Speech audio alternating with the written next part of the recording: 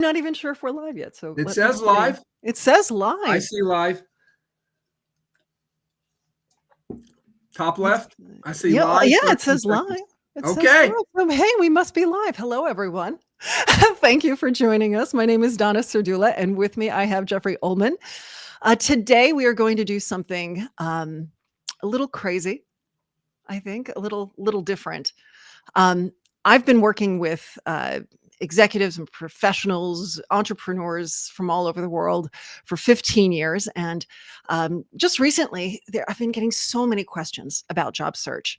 And so what I wanted to do was bring an expert, someone who's been through this process and can really detail what it takes to really crack the code of job search on LinkedIn.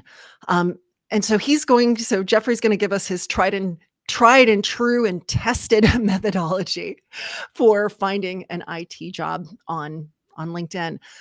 Jeffrey, please introduce yourself. Donna, thank you very much. I have to say, first and foremost, it is a true honor to be able to do this with Donna. I've read her book, LinkedIn for Dummies. We'll talk about that. Very useful. So when I met Donna through LinkedIn and we talked about this, I told Donna my life is complete. Thank you. I've checked something off my bucket list. So thank you, Donna. So thank you for that. So a little about me. I see we have one person, Diane.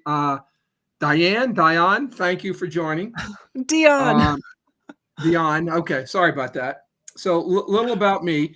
I've had a long career in IT, 30 plus years, 30. I spent about 26 years or so at IBM, about 6 years at Oracle, and most recently about 2 years at Red Hat. First 10 years, technical roles. The last 20 or so years in customer-facing sales roles in the IT industry. Sold pure hardware. I've sold what's called on-prem software, sold cloud services. I've sold professional services, and I've sold educational services, individually and all together. So I've had a lot of experience in the IT industry, both at the technical roles and customer-facing sales roles. Currently, I'm working for a nonprofit here in South Florida Tech Hub. After 30 years, I thought it might be time to do something to give back more, to have a little less stress. So I'm currently working full-time as at a nonprofit which supports the tech ecosystem in South Florida. And thank you so much for coming today to really, talk about what it takes to find a job on LinkedIn. So we're going to make a couple upfront statements. The first is this methodology is for jobs in IT. Now, I will say this, I do think it extends far beyond IT, but just as Jeffrey has stated, his experiences is IT. And so we're going to keep it within the IT realm. Right. So this would be sales jobs, technical jobs, any US commercial individual contributor type of role. This is not necessarily for those who are managing people, managing teams. Although with that said, again, I do think what we're going to be talking about does extend, but we're going to keep it within Jeffrey's field of expertise. We're also going to assume that you, the viewer, have done your own self-reflection, that you know what roles you should be targeting, that you know your value, you know where you belong. We're also going to work under the assumption that you have a strong, accomplishment-driven, aligned to the role resume and an optimized LinkedIn profile. All right, we're making that assumption that you are branded in the correct way professionally. With everything that we're going to be showing you, if you don't have these things, if these things are subpar, if these things aren't showcasing you and your accomplishments, nothing that Jeffrey is going to show you will work. All right. So if you need help on that front, certainly get in touch with me and I can help you and really see what you do need to do to up level it. But these are some things that you need to know before is going to work for you. Jeffrey, in your intro, you mentioned 30 plus years of experience. Can you elaborate on how this is relevant to this discussion today? Yeah, great question. So, Donna, you know me pretty well, but not everybody does on the phone. Um, I'm a pretty open and transparent person, and I also tell this to people in the IT space, in the IT industry. It's very common to get laid off. And full transparency, in 30 plus years, among three different companies, I've gotten laid off Yeah. more than once. And in those scenarios, when I did get laid off, I did need to find a new job. So I've actually leveraged LinkedIn to find net new roles in the IT space. And the reason I say that is for those of you watching or the replay, I can say if you're currently looking for a job, I think I know how you feel. I think I can relate, and hopefully you can relate to what I'm about to say during this podcast. So I feel your pain, literally and physically, um, and I think what I've learned through that journey of actually using LinkedIn to find a job, you'll find useful. And you didn't ask me this question, Donna, but what you might be thinking, why did I do this? Because it's about 100 slide presentation. I think it's important to give back. And I felt like I learned so much just on my own journey. And I also found a lot of the things I learned are not well documented. Donna does a great job in her book, but I did find a few things, and we'll talk about that aren't well documented anywhere. And I kind of got to understand it just through physically doing it. The other thing I've learned is unless you sometimes actually do it, it's hard to accept a knowledge transfer to someone that may not have actually done it. So everything that we're going to talk about, everything you'll see in my presentation, I have personally done. So that was kind of the reason why I thought the IT background was relevant. Yeah, I agree. Let's get started. What would you say is the least understood part about looking for a job in this new reality? Yeah, that's also another good question. So one of the things I found from my own experience and in talking with a lot of other job seekers. And by the way, when I say job seekers, someone looking for a new role, it could either be entry level, right out of school, or more commonly in the IT space, if you're laid off, you're in career transition. So this kind of relates to both. I found that it really is a full-time job looking for a job. Yeah. Takes a lot of time, a lot of effort. And you kind of have to realize it's not something that you can do in a quick amount of time. Hopefully, it doesn't take too long, but it does take real effort, real time. The other thing I've learned and I found out is, and this is something I remember from being in college, is that I viewed, and given I had a sales background, I viewed my looking for a new role kind of like my own sales marketing Yeah. campaign. And the product I was selling is me. And that's true even if you're looking for a technical role. I've had a lot of people say, Jeffrey, you were looking for sales roles. I'm a developer. I'm a programmer. I'm not looking for a sales role. So why would my looking for a job be a sales campaign? And I said, it doesn't really matter what the job is you're looking for. Ultimately, you are selling yourself to recruiters and to hiring managers. So it is a sales campaign. One of the things I remember when I went to school, 100 years ago in college, is a marketing class pre-internet about direct marketing. And in that class, one of my professors said, what is direct marketing? Well, it's physical snail mail, junk mail, and to some degree. One of my classes, one of my professors said, in a direct mail campaign, if you get a 3 to 5% response rate, you're doing well. It's considered successful. So I raised my hand. I said, wait a minute. Are you saying if I mail out 100 pieces of mail and I only get 3 to 5 responses, it's successful? He said, absolutely.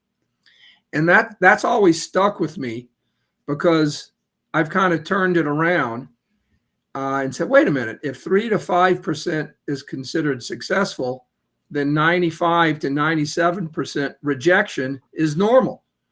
Yeah. And I kind of joke, if you're an optimist, you can say 3 to 5% is success, or if you're a pessimist, it's a 95 to 97% rejection. Why do I say that? Because you are going to get rejected. It's not you personally. It's not a reflection on you. And as Donna mentioned, it's kind of a new reality. You've just kind of have to come to grips that you are going to be rejected. And it's not a reflection on you. You just gotta keep plugging at it. So, for example, people have said, Jeffrey, I've applied for 100 jobs, sent out 100 resumes. I only got 5 responses.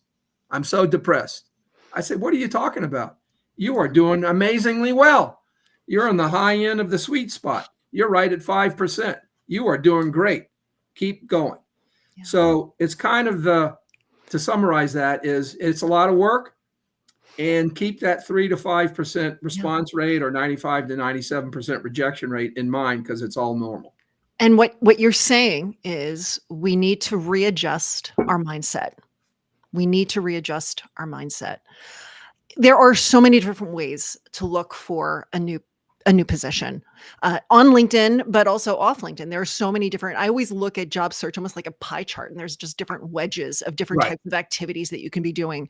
I think it's really important for us to state right now, we're not talking about mobilizing and activating your network. We're not talking about working with recruiters. That's not what this presentation is going to be about. This is very much focused on job search on LinkedIn, looking at the postings, looking at those job posts and replying. So let's be very clear. That's what we're going to be talking about. What's the first thing a person should do, Jeffrey, when they're going to use LinkedIn to find that next position? What is the very first thing that they should do?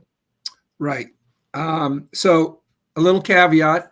I don't work for LinkedIn. I'm not paid by LinkedIn. Neither is Donna, even though she sells the LinkedIn book. So I would say the first thing is it's worth it to pay for a premium profile. Now, why should a person pay for premium? Because we always hear that. That's one of the biggest questions I get. Is it worth to pay? Should I be paying for premium? Is premium good enough? Why should a person be paying for premium when they're in their job search mode? Right. Great question. And that's actually another hour presentation if we go into all of that. But at a high level, LinkedIn, they're a for-profit company. There are a lot of features and functions specifically to help job seekers that are only available if you have a premium profile. A couple of quick ones are in that the algorithm that is in place for Microsoft will also, if you're a premium user, based on your job alerts, and we'll talk about that, your job search, it will use all that AI, ML, artificial intelligence, augmented intelligence, machine learning to try to find roles that it thinks are a fit for you. So rather than worrying about Skynet taking over and killing all of us, let's use Skynet to our advantage. There is that inherent algorithm that I've used LinkedIn enough to see that it's gotten really, really good. So when I was actively looking for a job, one of the premium features are jobs where you're a good applicant. It did a really good job of presenting jobs to me, some that I didn't even know existed. So it's that functionality and some other functionalities that I think are worth seriously looking at getting and paying for the premium profile. I think it's definitely the profile views, seeing who's viewed your profile. That's a good thing to see. That's another good one. Thank you. Open profile, being able to have anyone reach out to you, and you can reach out to those who are premium members. That's, I think, another really big thing, especially, and we're going to be diving into more on that open profile front. I do want to say this. This is a marketing campaign. This really is going to be a marketing campaign, and this is an investment in you. And so I do think it is important. But let's say you don't want to invest a full year in LinkedIn, premium. You can go month to month, right, Jeffrey? It's not like you have to invest in the full year. Correct. Yeah, they have different plans. Month to month is fine. You can pay it for, you can try it. Actually, I think they'll give you 1 or 2 months for free Yeah. and then start charging you. So I'd say definitely look at subscribing to premium level profile. What I've seen with clients who've subscribed to LinkedIn Premium is you get a full month free. The first one is free. Then if you go to cancel, they'll give you another month or two. Right. And so that way you get at least 3 months on, free before you really have to start to pony up. You know Right. what people want, I think, is people want opportunities to fall into their lap. They want recruiters to contact them. That is the biggest hope. That's a big dream. That's what most people want. But what do you think about that? What do you think in terms of, just allowing a recruiter to reach out to you? Well, I may kind of differ uh, in a lot of ways. So I kind of felt like you want to have multiple approaches. Certainly, using a recruiter is important, but I personally didn't want to be dependent on either a company recruiter or a third party independent recruiter. So they're fine. You should work with them, but maybe it's kind of my background. I took it upon myself to try to be my own advocate, to try to do my own research, and ultimately, develop my own methodology. Yeah. And a strong brand, a strong network, those relationships, they will attract recruiters. That will happen. But right now, let's focus on just a tactical job hunt. So you sign up for LinkedIn Premium. What's next? And let me just say this: there are so many things a person could be doing at this point. They could be Right. researching, they could be networking, they could immediately just start applying. So you get LinkedIn Premium. What's number two, Jeffrey? What's the next thing a person should do? Right. So my view is yes, a lot of different, and that's kind of maybe potentially an issue with LinkedIn. The good news, bad news. The good news, it's so much there, it can be overwhelming. The bad news, it can be overwhelming.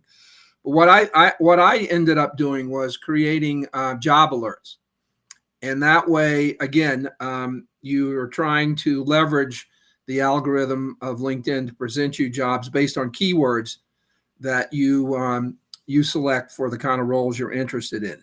And one of those job alerts that I mentioned is the one where it says it feels like you're a good fit for this particular role using the AI. So I would work on setting up job alerts would be first thing. And to set up those job alerts, I almost would think you should again know what positions you're targeting. What do you think about, should they Google job descriptions to get a better understanding of what those keywords are? Right. What are your thoughts there? Well, that's certainly one way, but I and this may be unique to the IT industry. A lot of times job titles vary by company. It's not like CPA, certified public accountant, been around 100 years. People kind of know exactly what a CPA is, but a lot of in the IT space, a lot of the roles aren't so well defined, and companies use them differently.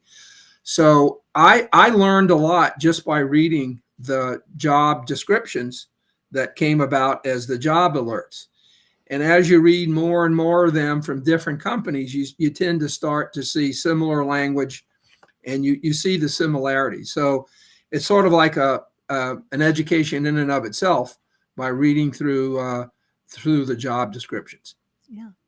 I've always said LinkedIn is a database. So in some ways, use all of that data to to help you in terms of figuring out where you should be looking at what those keywords are.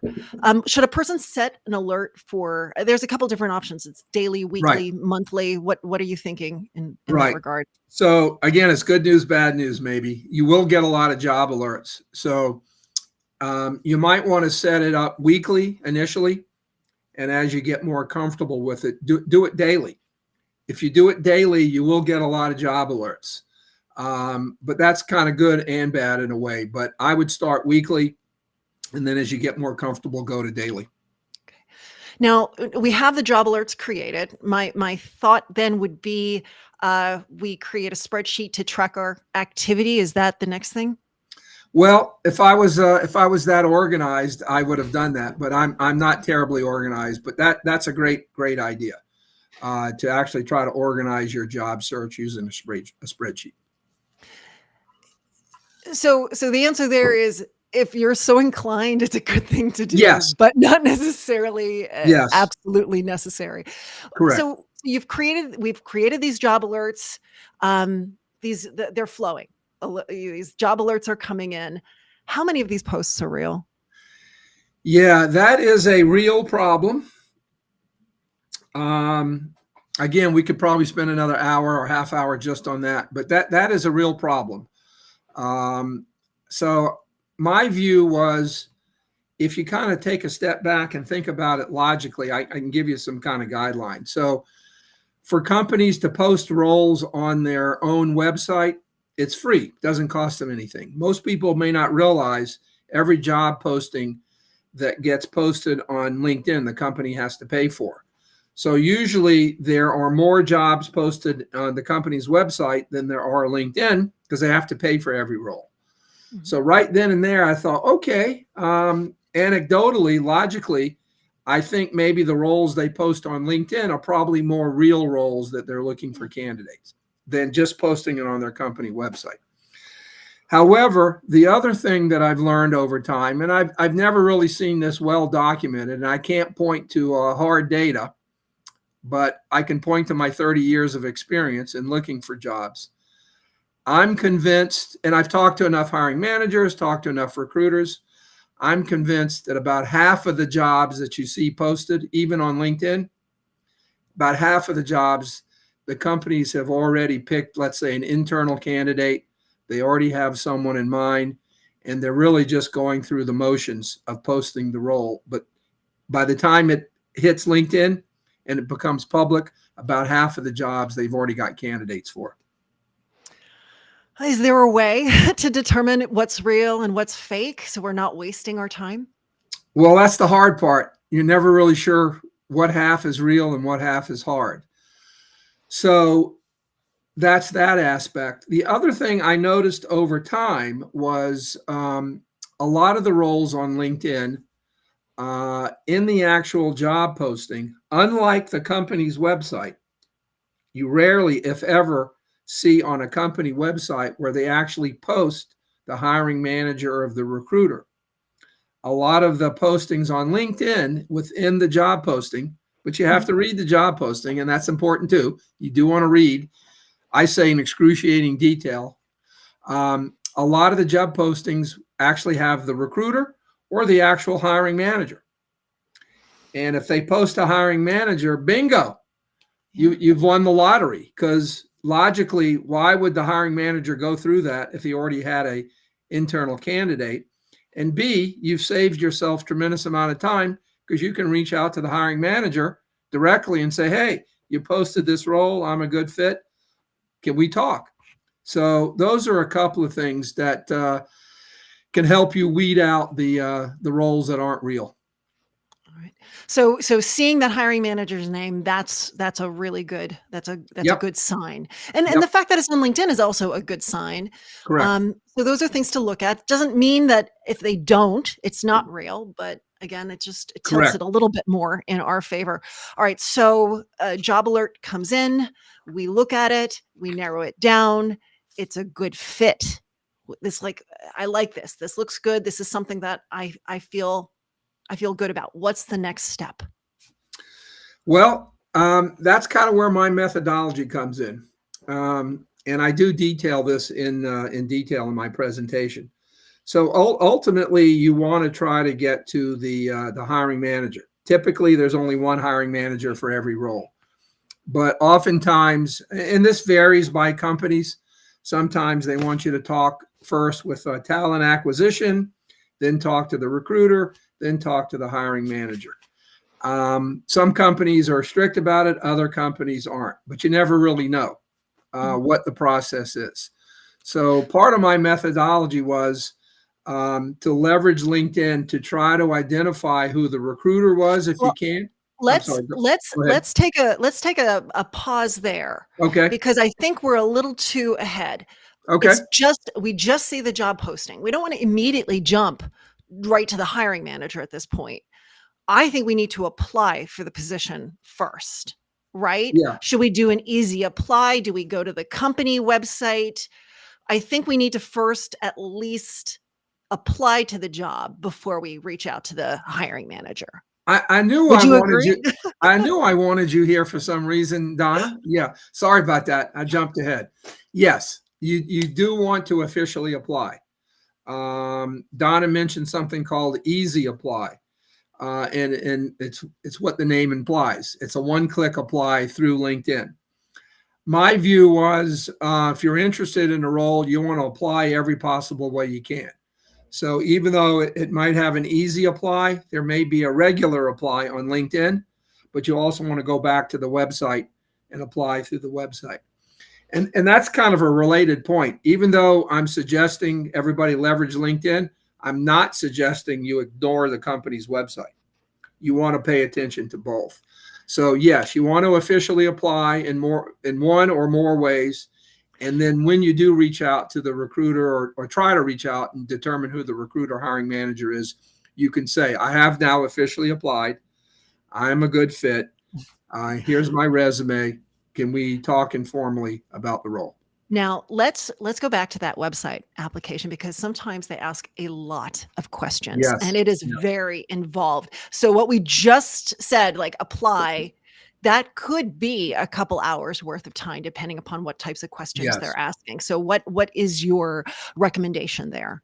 Well, one of the things I've noticed is I would say 99.9% of all applications, be it on the website or on LinkedIn, ask you for your LinkedIn profile. Yeah. They're going to look at your LinkedIn profile. So you want to make sure your LinkedIn profile is up to date and relevant and useful. And that's where, one of the things Donna can help you with. So that's important. First thing. The second thing is I can't point to any hard facts on this, but I filled out enough online applications. Sometimes you get some weird questions, extraneous questions. I chose not to answer them because I felt at the end of the day, nobody really goes back and looks at those anyway. Yeah. They're going to ask you, are you a U.S. citizen? Have you ever been arrested? How many felonies do you have? Hopefully none. I'm joking. They don't ask you that. But a lot of times you'll get all these questions. I don't think it's important. If you can bypass them, don't answer them. If it's required, just type in a one-word answer. I don't think it's going to matter. Now, there is one question that seems Yep. to always scare people, and that is, Yep. what is your salary expectations? Yeah. How do you answer that in the very beginning? Great question. So I used to put those numbers in, and then I thought to myself, why am I putting in that kind of information when all I'm doing is applying for a role? So I opted to not answer that question. And then a lot of people say, Jeffrey, it's a required field. You can't leave it blank. Well, okay, put a 1, just a number 1. As long as it's a valid number, the system will let you go by. And I tell you why I don't answer that question anymore in an application. It is a fair and reasonable question for a potential employer to ask you, but it's too early in the process. Why would you answer that kind of question before you've ever talked to a recruiter or hiring manager? When you have that conversation, when you can elaborate and they ask you, that's fine. But I think it's too early in the process. Okay. You're kind of giving away too much too soon. Discuss it in the conversation with a recruiter or hiring manager. Now, what typically happens at the company level? So we've applied either at the, maybe on the website, we've applied on LinkedIn. What next typically happens at the company level? Yeah. So a couple of things. So I've been doing this long enough. I've been around long enough that one of the relatively recent inventions, so to speak, in recruiting is this thing called ATS, Applicant Tracking System. And it really is just a computer algorithm that reads your resume and tries to match whether you're a fit for this role or not. Good, bad, or indifferent, most companies use an ATS. So what I found was I talked to a lot of people that thought they could maybe what I call outsmart the ATS. I'm going to rewrite my resume based on what I think the ATS is looking for. Personally, I don't think that's a good use of your time. Yes, you should read the job postings in excruciating detail. Look for keywords, both on the website and in LinkedIn. Yes, I think it's fine to tweak your resume for keywords, but to think you're going to rewrite it to outsmart an ATS, I think you're being naive. So yes, tweak your resume, but I think a better use of your time, rather than completely rewriting your resume, is to try to use some of my methodology to find out who the recruiter is, to find out who the hiring manager is. So rather let's than spend time on that. let's talk about your methodology. So you've applied for this position. You know that internally things are happening, but we don't want to just let things happen. We want to grab onto this opportunity and we want to try to make things happen for us. And so ultimately your methodology is get a hold of Go ahead. Oh, yes. Ultimately, so yes, we'll talk a little more about process, but typically your ultimate goal is to try to talk to the hiring manager.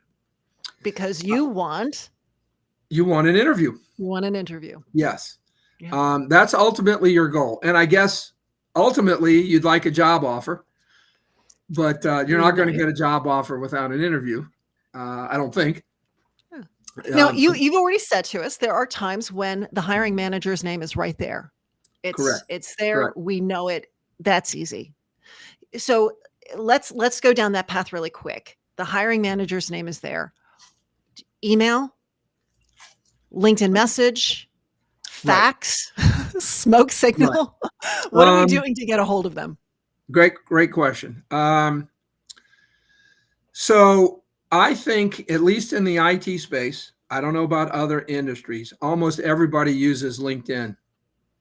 So anybody that's in the IT space is going to have a LinkedIn profile and they're active on LinkedIn.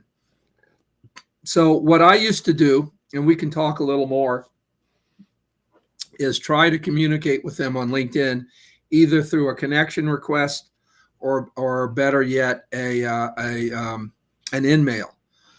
But before you get to that point, and I think I kind of jumped ahead, I'm sorry, was your question specifically if we knew who the hiring manager was or if we didn't? You know who the hiring manager is. All right, sorry. You're going to then reach out and basically say, hey, I saw this posting for this title.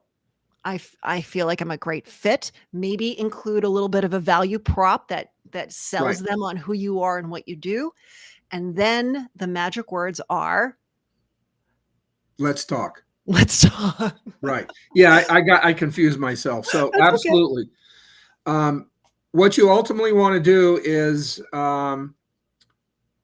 help this person fill the role, assuming they're serious about filling it with an external candidate, and tell them why you're a good fit, ultimately through an interview. So what I used to do is use InMail a lot, with the assumption that they're on LinkedIn and they're checking their profile. And InMail is a way that you can reach out to other people that have premium profiles to communicate this. Hey, I saw you posted this role. I think I'm a great fit for the role. Here's my resume. Can you provide some days and times that's a good fit for us to talk, and I'll send you a meeting invite, that kind of thing. Fabulous. Easy. Really quite easy. Now, how about if it's not so easy?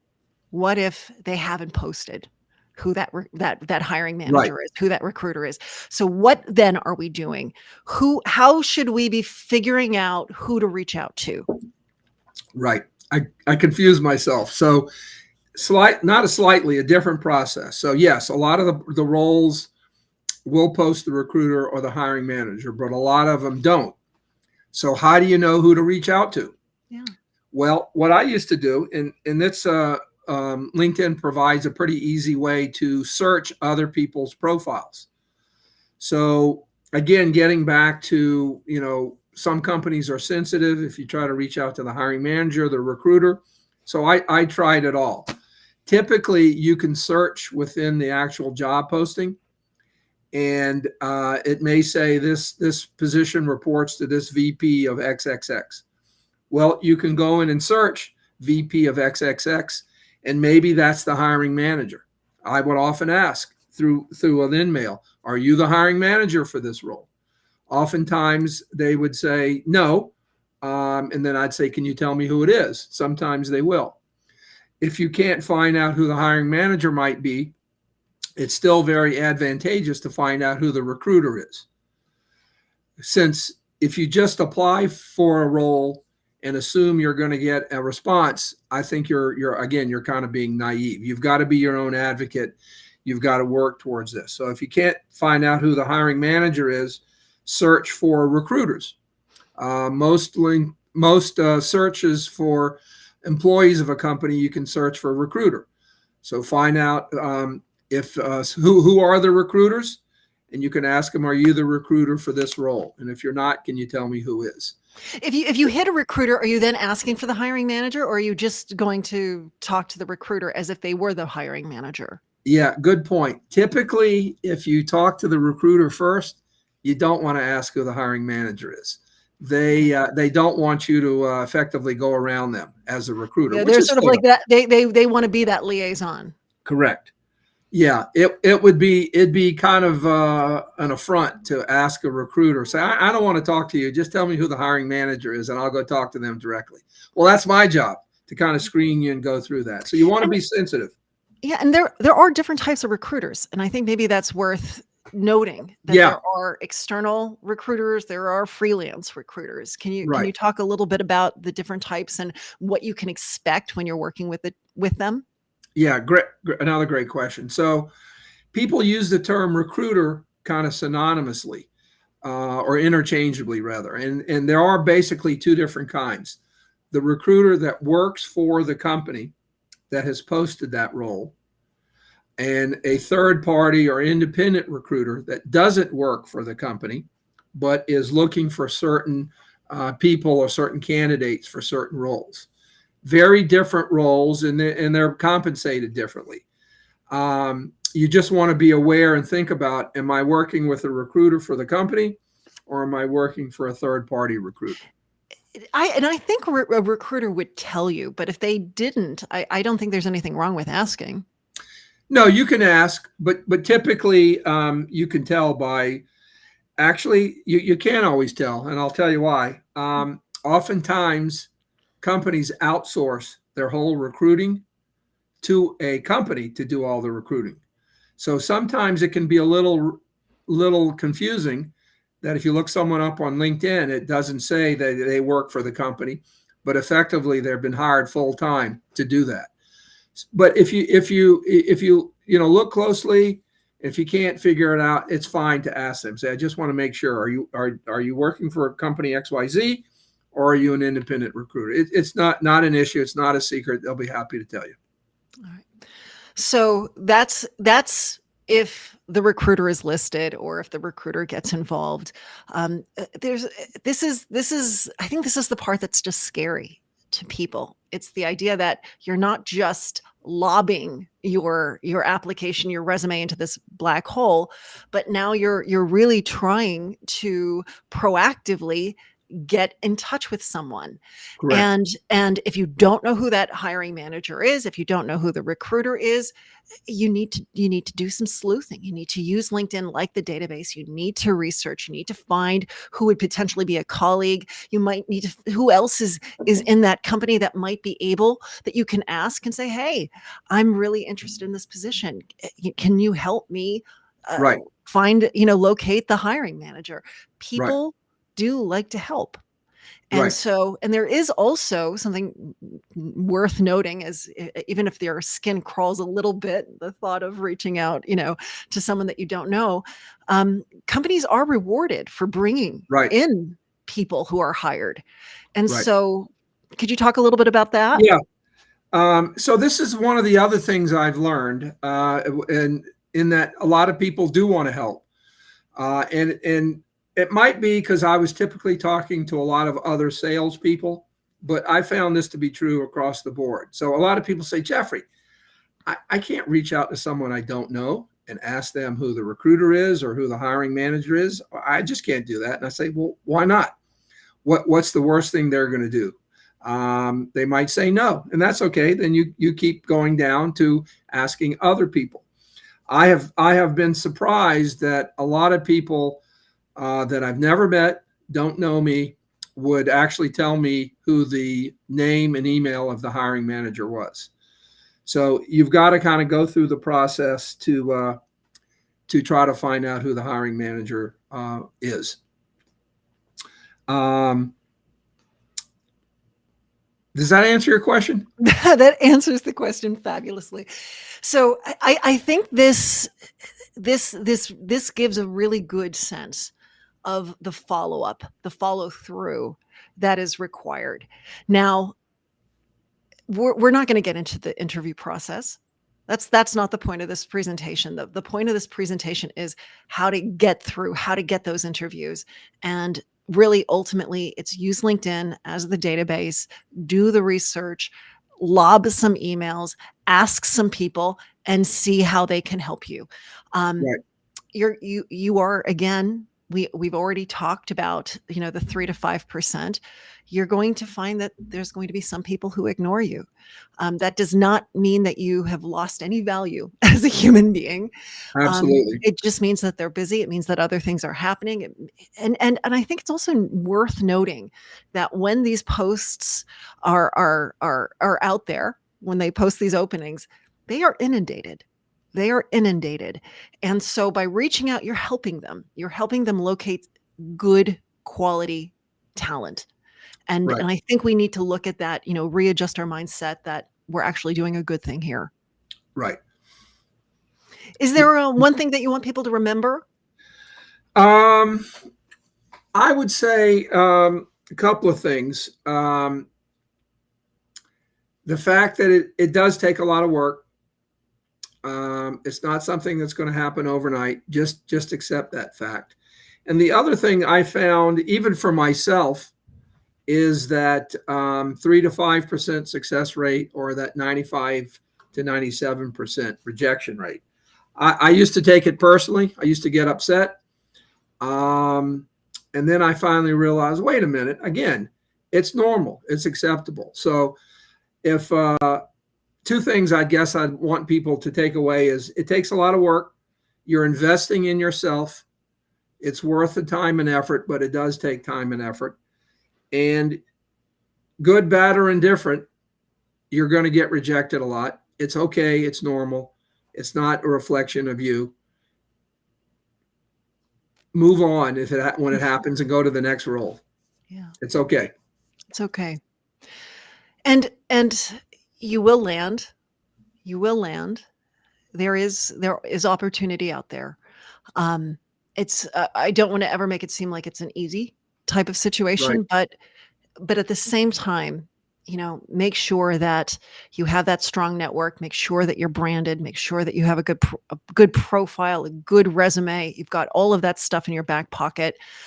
Reach out openly, kindly, politely, and I think you'll be surprised at the good things that come.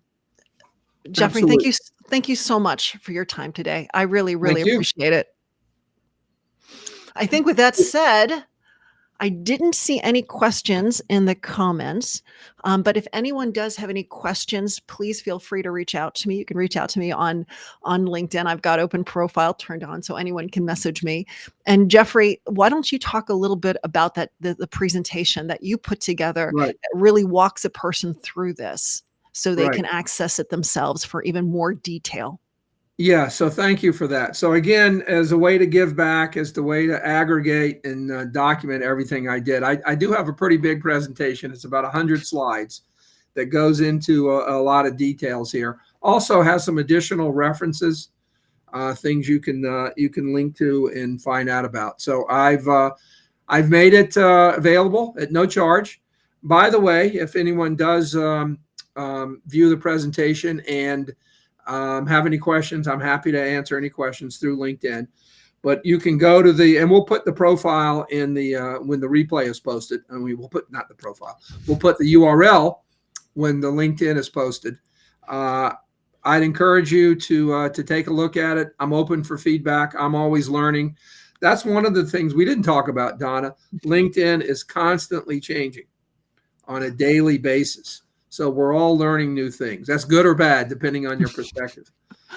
So the other thing is I do try to keep the presentation current. So I'm always updating it. So go back and look.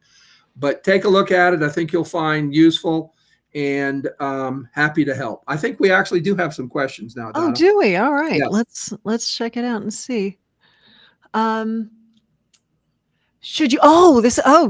Dave, this is a great question. Yep. Should you always send a cover letter?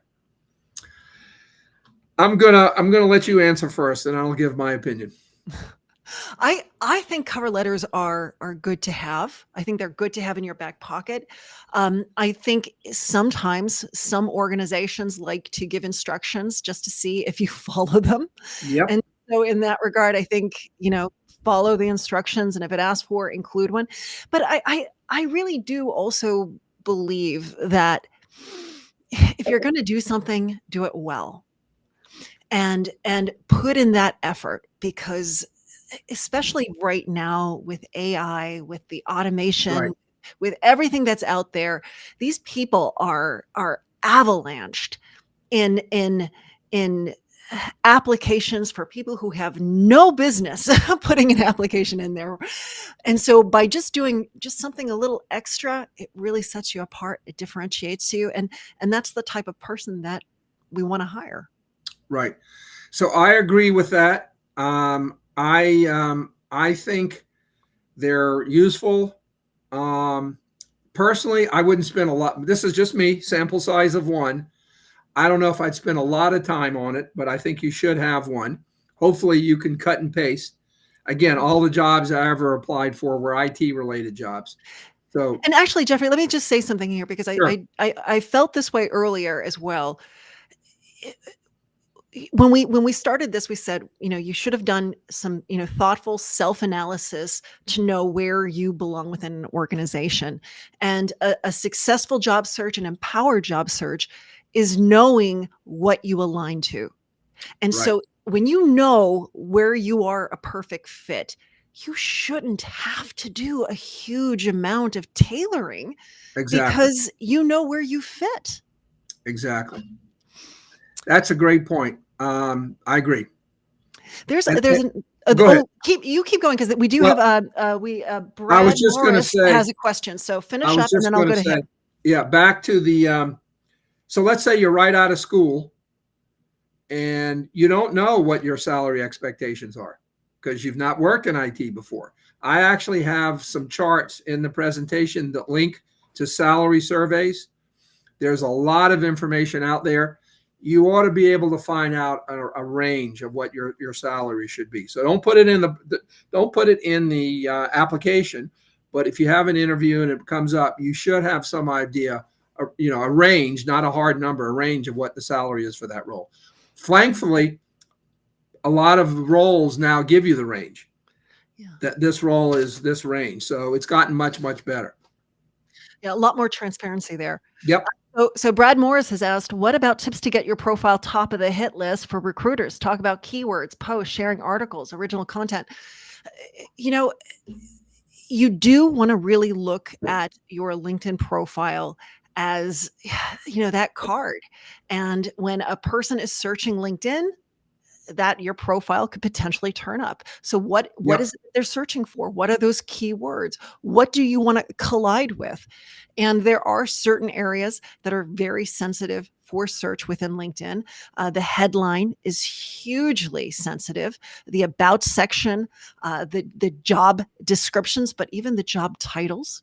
Those are also very sensitive fields. So, you do want to do your due diligence. You want to look at you had talked, Jeffrey, about really deeply reading these job descriptions. Excruciating detail. Excruciating detail. Right. Really, you should know what are the big skill sets? What are the big strengths? What are the core competencies that Yep. position entails? And make sure that you're infusing that throughout your profile. And I'm not talking obnoxiously. I'm not Right. talking repetitively, but I'm talking about utilizing those words in context organically through your content. And I'm a huge believer in showing, not just telling. And so if something is really important, wrap it in a story. Right. So I'm going to put in a little plug for Donna. So my subject matter expertise is not profile optimization, is not branding. I think I do have some competency in how to find a job, but there's a lot of other things in the universe to finding a job. And Brad, you mentioned them about profile optimization, about getting a good brand. So I'm going to ask Donna to talk a little about the services that she provides for that. But before you do that, I want to compliment Donna. She has a lot of free content out on her profile, and I've used a lot of her free content as well. So leverage the free content, but at some point you may want to engage Donna, but I'll let her describe her services. Well, thank you so much. And absolutely visit my website. It's linkedin-makeover.com. We do have a free resources area. We've got a free LinkedIn headline generator. We also have a fabulous assessment for your own career branding to see, where do you fall and is it helping? Is it hindering? And what can you do to improve? So that's another free tool that provides a free report, and it's not, there's no strings attached with it. But it's hard. It's hard to write about yourself. Even with AI, it's still hard to really understand how are you marketing yourself? What is your value proposition? And putting it in a manner and putting it out there in a manner where you're not rocking a boat or turning people off. It's really making sure that you've got the right story and you're telling it well. And that's really where we can really help you understand and build your confidence and really assist you in this job search so it is successful. Right. Let me put in one plug for a free thing that Donna does have. Because one of the other questions I get a lot of is, should I turn open to work on? There is different schools of thought. I've seen a lot of LinkedIn thought leaders say, no, don't turn it on. You don't want to tell the world you're looking for a job. And I've never quite understood that, because if you're looking for a job, why don't you want to tell the world you're looking for a job? So I always turn open to work on. But one of the things that Donna, and we haven't talked about this, that I really like that you provide for free is the way you create your own banner that doesn't say open to work. So I have a slide in my deck, but that's one of the free things that Donna provides. I call it an alternative to open to work. I don't know what you call it, but it's a great free little tool to look at. Well, thank you. And that's, I do think that one, thank you for the plug. And I Sure. do think, you can create any type of photo overlay, any type of banner that would work. But I also think when it's time, give it a go. There's nothing to be ashamed of. If anything comes from this, everyone is going to be out of work at some point, and it's nothing to be ashamed of.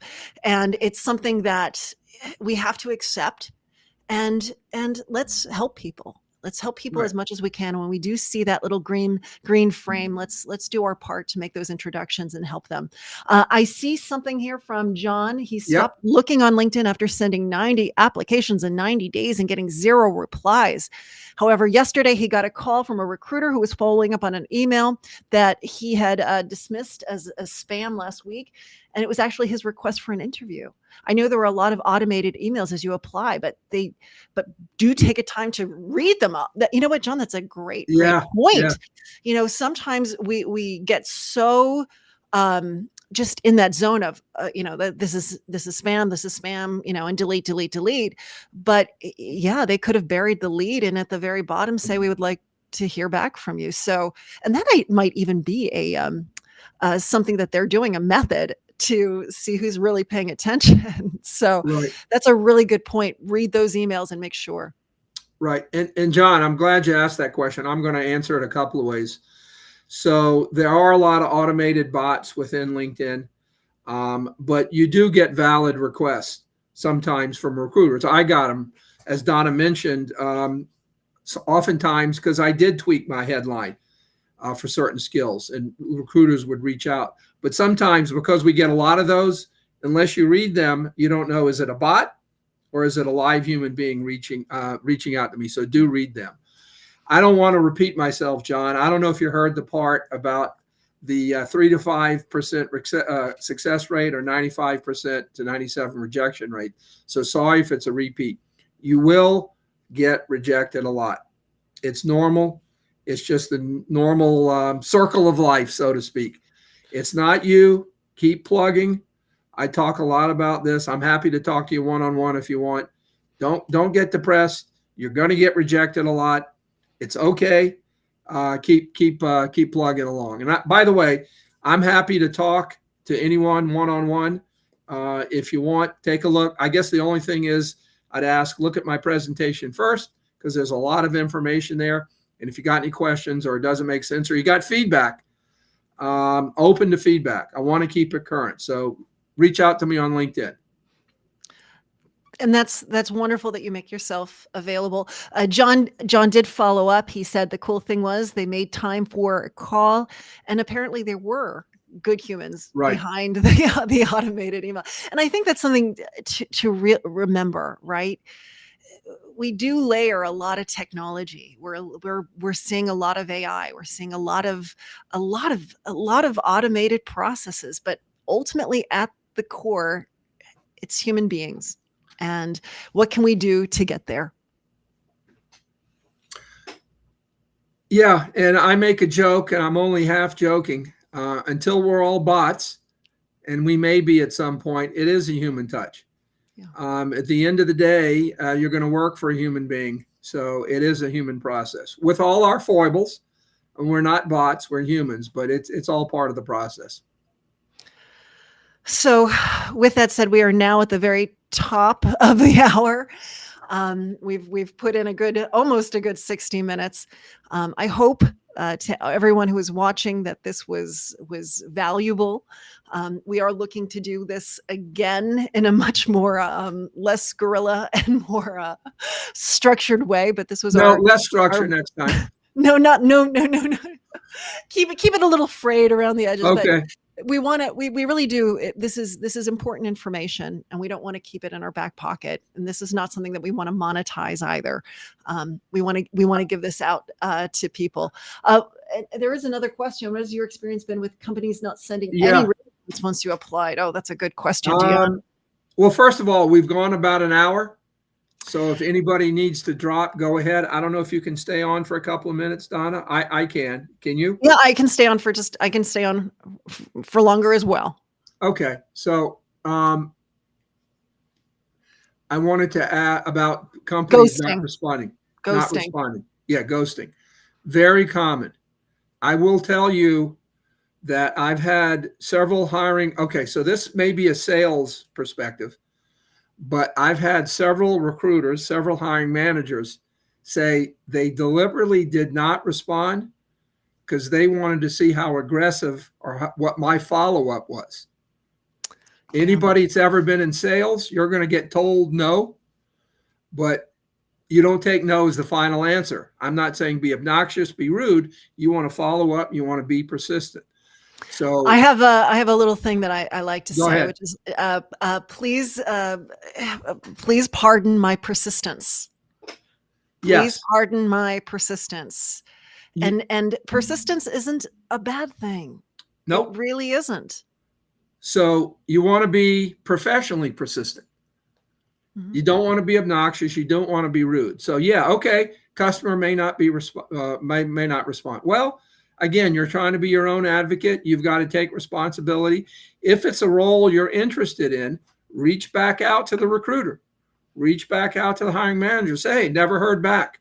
What's the status? Do you have 10 or 15 minutes that we can talk about this? My rule of thumb was, for whatever it's worth, I had a three follow-up rule. I would follow up 3 times, 1 week apart.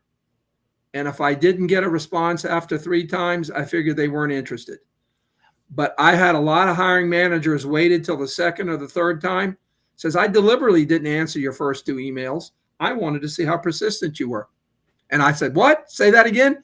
And he said, yeah, just what I said. And I said, okay. So think about that. You want to be persistent, like Donna said, you want to be professional, but it is at the end of the day, I tell people you've got to be your own advocate. You've got to take your own responsibility. Just assuming you're going to get a response back, I think you're being a little naive in today's world. And that's part of the mindset change. Yeah. All right. I don't see any other questions. So I'm assuming that we really have gotten to the end Oh of no, our I could go another presentation. hour. I know you can. Well, we're gonna do this again. We're gonna do Okay. this again. But thank you everyone who stuck with us this long. We hope you found value in it. And if you need either of us, please reach out. Thank you so much. Great questions. Thank you very much. I've enjoyed it. Hopefully you have.